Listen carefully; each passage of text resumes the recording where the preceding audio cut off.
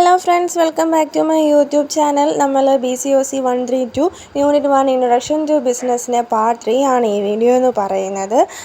നമുക്കിനി business, industry, commerce, micro, small and medium size enterprises ആണ് പഠിക്കാനുള്ളത്. അപ്പോൾ നമുക്ക് ബിസിനസ് എന്താണെന്നുള്ളത് നോക്കാം.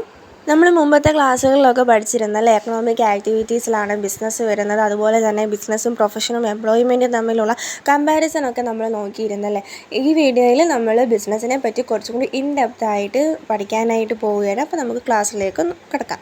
Business refers to the human activities engaged in production and or exchange of one satisfying goods and services carried with the intention of earning profit. Okay, business എന്ന് പറയുന്നത് എന്താണ്? Human activities ആണ്.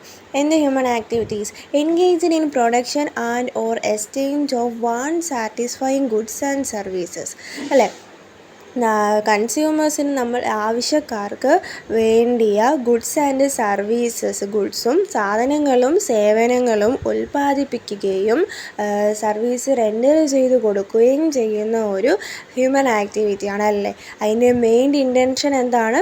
Carried with the intention of earning profit, പൈസ സമ്പാദിക്കുക, ലാഭമുണ്ടാക്കുക എന്നുള്ളൊരു ലക്ഷ്യത്തോടു കൂടി humans ചെയ്യുന്ന ആക്ടിവിറ്റീസ് അല്ലേ. സാധനങ്ങൾ ഉൽപ്പാദിപ്പിക്കുകയും സർവീസസ് റെൻഡർ ചെയ്ത് കൊടുക്കുകയും ചെയ്യുന്ന ആക്ടിവിറ്റീസിനെയാണ് നമ്മൾ ബിസിനസ് എന്ന് പറയുന്നത്. അതിൻ്റെ മെയിൻ മോട്ടീവ് എന്ന് പറയുന്നത് പ്രോഫിറ്റ് ഏൺ ചെയ്യുക എന്നുള്ളതാണ്. ഇനി നമുക്ക് ബിസിനസ്സിൻ്റെ എസെൻഷ്യൽ ഫീച്ചേഴ്സ് എന്തൊക്കെയാണെന്ന് നോക്കാം. 5 എസെൻഷ്യൽ ഫീച്ചേഴ്സ് ആണുള്ളത്. Essential features of business. First one, dealings in goods and services. Second one, production and or exchange. Third one, continuity and regularity in dealings. Fourth one, profit motive. Fifth one, element of risk. നമുക്ക് ഓരോന്നിനെയും പറ്റിയിട്ട് in ഡീറ്റെയിൽഡായിട്ട് നോക്കാം. First one, dealings in goods and services. Business deals with goods and services അല്ലേ. Business എന്ന് പറയുന്നത് ഗുഡ്സും സർവീസസും ഒക്കെ deal ചെയ്യുന്ന ഒരു human ആക്ടിവിറ്റിയാണ്. The goods may be consumer goods such as sweets, breads, cloth, shoes etcetera. അപ്പോൾ നമ്മൾ ഗുഡ്സിൻ്റെ സർവീസസിൻ്റെ ഡീലാണ് ബിസിനസ് എന്ന് പറഞ്ഞു. അപ്പം ഗുഡ്സ് എന്താണെന്ന് നമുക്ക് നോക്കാം. ഗുഡ്സ് ചിലപ്പോൾ കൺസ്യൂമർ ഗുഡ്സ് ആയിരിക്കാം. കൺസ്യൂമർ എന്ന് വെച്ചാൽ നമ്മൾ അൾട്ടിമേറ്റ് കൺസ്യൂമേഴ്സ് ഏറ്റവും കൂടുതൽ കൺസ്യൂം ചെയ്യുന്ന ഗുഡ്സിനെയാണ് ഈ കൺസ്യൂമർ ഗുഡ്സ് എന്ന് പറയുന്നത്. അതായത് ഈ sweet, bread, cloth, shoes etcetera ഇതൊക്കെയാണ് നമ്മൾ ഏറ്റവും കൂടുതൽ ഉപയോഗിക്കുന്ന വസ്തുക്കളല്ലേ. ഈ സ്വീറ്റ്, ബ്രെഡ്, ക്ലോത്ത്, തുണികൾ, ഷൂസൊക്കെ. അതുകൊണ്ടാണ് അവയെ കൺസ്യൂമർ ഗുഡ്സ് എന്ന് പറയുന്നത്. അപ്പം ഗുഡ്സ് കൺസ്യൂമർ ഗുഡ്സ് ആവാം. They may be producers goods such as machinery, equipment etc. which are used to produce further goods for consumption. അപ്പം ഗുഡ്സ് ഇപ്പോൾ നമ്മൾ രണ്ടെണ്ണം പഠിച്ചു. കൺസ്യൂമർ ഗുഡ്സും ഉണ്ട്, പ്രൊഡ്യൂസേഴ്സ് ഗുഡ്സും ഉണ്ട്. ഈ പ്രൊഡ്യൂസേഴ്സ് ഗുഡ്സിന് എക്സാമ്പിൾ എന്താണെന്ന് വെച്ചാൽ മെഷീനറി, എക്യുപ്മെൻറ്റ് എക്സെട്ര. അതൊക്കെയാണ് ഈ പ്രൊഡ്യൂസേഴ്സ് ഗുഡ്സ് എന്ന് പറയുന്നത്. എന്ന് വെച്ചാൽ ഈ റോ മെറ്റീരിയലിനെ എല്ലാം പ്രൊഡ്യൂസ് ചെയ്ത് നമ്മുടെ ഫൈനൽ കൺസംഷനിലേക്ക് എത്തിക്കാൻ വേണ്ടിയിട്ട് സഹായിക്കുന്ന ഉപകരണങ്ങളെയാണ് ഈ പ്രൊഡ്യൂസേഴ്സ് ഗുഡ്സ് എന്ന് പറയുന്നത്. മെഷീൻ്റെ സഹായം കൊണ്ടാണല്ലോ ഈ റോ മെറ്റീരിയലിനെ പ്രോസസ്സ് ചെയ്ത് ഫൈനൽ കൺസംഷൻ ആക്കുന്ന ആ ഒരു മെറ്റീരിയൽ വരെ എത്തിക്കുന്നത്. അപ്പോൾ അതിന് സഹായിക്കുന്നത് ഈ മെഷീൻസും എക്യുപ്മെൻറ്റും ഒക്കെയാണ്. അതിനെയാണ് പ്രൊഡ്യൂസേഴ്സ് ഗുഡ്സ് എന്ന് പറയുന്നത്. പ്രൊഡ്യൂസ് ചെയ്യുന്ന ആൾക്കാർക്ക് വേണ്ടിയുള്ള ഗുഡ്സ്, അതാണ് പ്രൊഡ്യൂസേഴ്സ് ഗുഡ്സ് എന്ന് പറയുന്നത്. It also deals with services such as transport, warehousing, banking, insurance etcetera which are intangible and invisible. Business deals with goods and services എന്നല്ലേ പറഞ്ഞത്. ഗുഡ്സ് രണ്ടെണ്ണം ഉണ്ട് നമ്മൾ പഠിച്ചു. കൺസ്യൂമർ ഗുഡ്സും ഉണ്ട്, പ്രൊഡ്യൂസേഴ്സ് ഗുഡ്സും ഉണ്ട്. കൺസ്യൂമർ ഗുഡ്സ് എന്ന് പറയുന്നത് എന്താ? ഡെയിലി ബേസിസിൽ നമ്മൾ യൂസ് ചെയ്യുന്ന ഗുഡ്സാണ് കൺസ്യൂമർ ഗുഡ്സ്. പ്രൊഡ്യൂസേഴ്സ് ഗുഡ്സ് എന്ന് പറയുന്നത് പ്രൊഡ്യൂസേഴ്സ്, ഉൽപ്പാദകർക്ക് വേണ്ട സാധനങ്ങൾ, മെഷീനറി, എക്യുപ്മെൻ്റ് ആണ് പ്രൊഡ്യൂസേഴ്സ് ഗുഡ്സ് എന്ന് പറയുന്നത്. പിന്നെ ഉള്ളത് സർവീസാണ് അല്ലേ. സർവീസിൽ എന്തൊക്കെ വരും? ട്രാൻസ്പോർട്ട് വരും, വെയർഹൗസിങ് വരും, ബാങ്ക് വരും, ഇൻഷുറൻസ് വരും. അതായത് നമ്മൾ ഈ ഉണ്ടാക്കി വെച്ച സാധനങ്ങൾ ഓരോ സ്റ്റോറുകളിലേക്ക് കൊണ്ടുപോയി കൊടുക്കാൻ വേണ്ടിയിട്ട് ട്രാൻസ്പോർട്ടേഷൻ വേണം അല്ലേ. ഈ നമ്മൾ ഉൽപ്പാദിപ്പിച്ച സാധനങ്ങൾ എവിടെയെങ്കിലും സൂക്ഷിച്ച് വെക്കണ്ടേ, അതിന് നമുക്ക് വെയർ ഹൗസിങ് വേണം. നമുക്ക് ഫണ്ടിൻ്റെയൊക്കെ ആവശ്യം വരുമ്പോഴത്തേനും അതിനെ നമ്മളെ സഹായിക്കുന്നത് ബാങ്കിങ്ങാണ്. നമ്മുടെ സ്റ്റോക്കൊക്കെ ഹെൽത്തി ആയിട്ട് നശിച്ചു പോകാതിരിക്കാൻ വേണ്ടിയിട്ട് നമ്മൾ ഓരോ ഇൻഷുറൻസ് ഒക്കെ എടുക്കുക. എന്തെങ്കിലും അപകടങ്ങൾ പറ്റിയാൽ അതിന് കോമ്പൻസേഷൻ ശേഷം നമുക്ക് എമൗണ്ട് കിട്ടുള്ളൂ, അല്ലെങ്കിൽ നമുക്കൊരു ഹ്യൂജ് ലോസ് ആയിരിക്കും ബിസിനസ്സിൽ കിട്ടുന്നത് അല്ലേ. അപ്പം ഈ സർവീസ് എന്ന് പറയുന്നത് ഇൻടാൻജിബിളും ആണ് ഇൻവിസിബിളും ആണ്. നമുക്ക് കാണാനോ തൊടാനോ ഒന്നും പറ്റത്തില്ല, പക്ഷേങ്കിൽ നമുക്കത് ഫീൽ ചെയ്യാനായിട്ട് പറ്റും. ഇതാണ് ഫസ്റ്റത്തെ ഫീച്ചർ എന്ന് പറയുന്നത് ബിസിനസ്സിൻ്റെ dealings in goods and service. Business എന്ന് പറയുന്നത് ഗുഡ്സും സർവീസും ഡീൽ ചെയ്യുന്നതാണ്. ഗുഡ്സ് 2 തരത്തിലുണ്ട്, കൺസ്യൂമർ ഗുഡും ഉണ്ട്, പ്രൊഡ്യൂസർ ഗുഡും ഉണ്ട്, അതുപോലെ തന്നെ സർവീസസും ഉണ്ട്. അതിൻ്റെ ഡീറ്റെയിൽഡാണ് നമ്മൾ പഠിച്ചത്. മനസ്സിലായെന്ന് വിശ്വസിക്കുന്നു. ഇനി നമുക്ക് അടുത്ത ഫീച്ചേഴ്സിലേക്ക് പോകാം. രണ്ടാമത്തെ ഫീച്ചറാണ് production and or exchange. An economic activity can be called as a business only when there is production or transfer or exchange or sale of goods or services for value. ഒരു എക്കണോമിക് ആക്ടിവിറ്റിയെ നമുക്ക് business എന്ന് വിളിക്കാൻ പറ്റുന്നത് എപ്പോഴാണ്? അവിടെ ഒന്നെങ്കിൽ ഉൽപ്പാദനം നടക്കണം, പ്രൊഡക്ഷൻ നടക്കണം, അല്ലെങ്കിൽ ട്രാൻസ്ഫർ അല്ലെങ്കിൽ എക്സ്ചേഞ്ച് നടക്കണം, or sale of goods or services, ഗുഡ്സിൻ്റെയോ സർവീസസിൻ്റെയോ സെയിൽ നടക്കണം. എന്ത്? ഫോർ വാല്യൂ, അവിടെ എന്തെങ്കിലും ഒരു വാല്യൂ ഉണ്ടായിരിക്കണം. അങ്ങനെ ഒരു എക്കണോമിക് ആക്ടിവിറ്റീനെ മാത്രമേ നമുക്ക് ബിസിനസ് എന്ന് വിളിക്കാൻ പറ്റത്തുള്ളൂ. Okay, if goods are produced for self-consumption or presentation as gift, such activities shall not be treated as business. അതായത് ഇപ്പോൾ നമ്മളൊരു സാധനം പ്രൊഡ്യൂസ് ചെയ്യുന്നത്, ഉണ്ടാക്കുന്നത് നമുക്ക് തന്നെ അത് കൺസ്യൂം ചെയ്യാൻ വേണ്ടിയിട്ടാണ്, ഉപയോഗിക്കാൻ വേണ്ടിയിട്ടാണ്, അല്ലെങ്കിൽ ആർക്കെങ്കിലും ഗിഫ്റ്റ് കൊടുക്കാൻ വേണ്ടിയിട്ടാണെന്നുണ്ടെങ്കിൽ അങ്ങനെയുള്ള ആക്ടിവിറ്റീസിനെ നമുക്ക് ബിസിനസ്സായിട്ട് ട്രീറ്റ് ചെയ്യാനായിട്ട് പറ്റത്തില്ല. In a business activity, there must be 2 parties, that is a buyer and a seller. ഒരു ബിസിനസ് ആക്ടിവിറ്റിയിൽ 2 പാർട്ടീസ് വേണം, അതായത് ഒരു ബയ്യറും വേണം, അതുപോലെ തന്നെ ഒരു സെല്ലറും വേണം.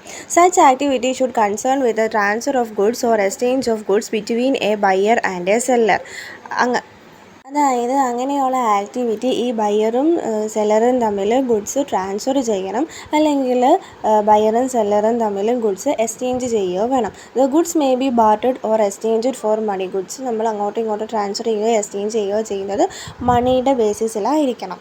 അടുത്ത ഫീച്ചറാണ് continuity and regularity in dealings. A single transaction shall not be treated as business. ഒറ്റ ട്രാൻസാക്ഷനെ നടന്നിട്ടുള്ളൂ എന്നുണ്ടെങ്കിൽ അതിനെ നമുക്ക് ബിസിനസ്സായിട്ട് ട്രീറ്റ് ചെയ്യാനായിട്ട് പറ്റത്തില്ല. An activity is treated as business only when it is undertaken continually or at least recurrently. ഒരു ആക്ടിവിറ്റിയെ നമുക്ക് ബിസിനസ്സായിട്ട് എപ്പോഴാണ് ട്രീറ്റ് ചെയ്യാൻ പറ്റുന്നതെന്ന് വെച്ചാൽ അത് കണ്ടിന്യൂസ് ആയിട്ട് നടന്നുകൊണ്ടിരിക്കുമ്പോഴത്തേനുമാണ് നമുക്കതിനെ ബിസിനസ് എന്ന് വിളിക്കാനായിട്ട് പറ്റത്തുള്ളൂ. For example, if a person sells his residential house, it is not considered as business. അതായത് ഒരു വ്യക്തി ഇപ്പം അയാളുടെ വീട് വിറ്റു എന്ന് വെച്ചോ, അതിനെ നമുക്ക് ഒരിക്കലും ഒരു ബിസിനസ്സായിട്ട് കൺസിഡർ ചെയ്യാനായിട്ട് പറ്റത്തില്ല.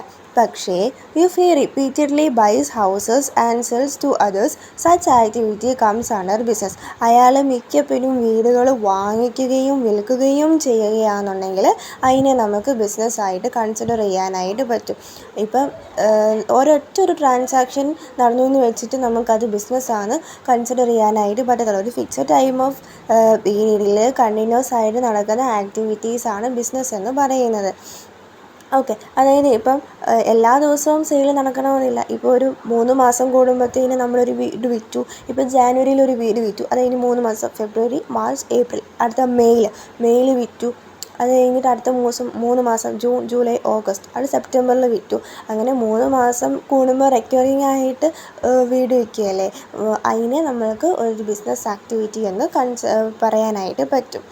But how frequently the transaction should occur depends on the nature of the activity. ഇപ്പം ഡെയിലി സെയിൽസ് നടക്കുന്ന ബിസിനസ് ഉണ്ടല്ലേ, അപ്പം ഡെയിലി ബേസിസിലാണോ ഇത് നടക്കുന്നത്, അല്ലെങ്കിൽ 3 മാസം കൂടുമ്പോഴാണോ 6 മാസം കൂടുമ്പോഴാണോ എന്നുള്ളതൊക്കെ തികച്ചും നമ്മുടെ ബിസിനസ്സിൻ്റെ നേച്ചറിനെ ഡിപ്പെൻഡ് ചെയ്തിട്ടായിരിക്കും ഉള്ളത്.